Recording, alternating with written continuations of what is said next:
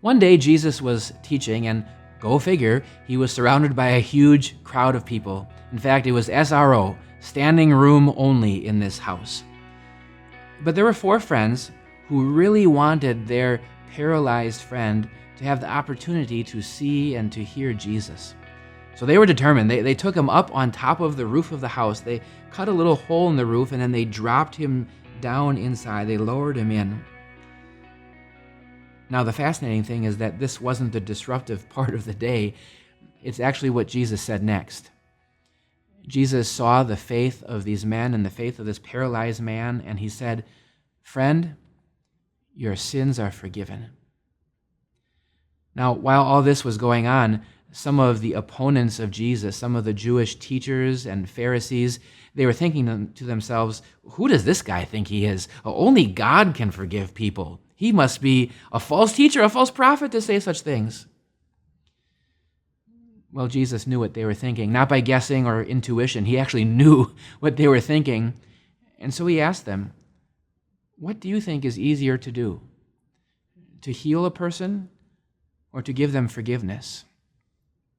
Now, don't get stumped by this. This is actually an easy question. The answer is neither. Neither is easy. No human can do either of those things.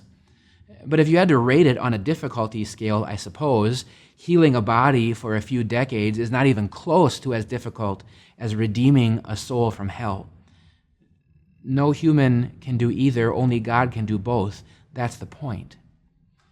And so Jesus looked at these skeptics, these opponents of his, and he said, so that you can know I am who I claim I am, that I have the authority to do these things. Then he looked at the man and said, get up, take your mat, and go home. And he did. A paralyzed man stood up and walked home. You see, Jesus put his money where his mouth is, so to speak. He didn't just say it, he proved it. This is one reason that I really love this story and this particular miracle of Jesus, because this gets right to the heart of the matter. Who is Jesus and why does he matter for my life? There are so many skeptics in the world that don't think Jesus is who he claims to be.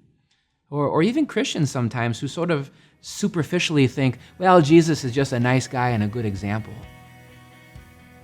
No, in this miracle, we see just who Jesus is. He is our God who has all power over everything, and he doesn't just heal our physical ailments. He has the power to heal our souls. And so as you see this miracle today, think about who Jesus really is.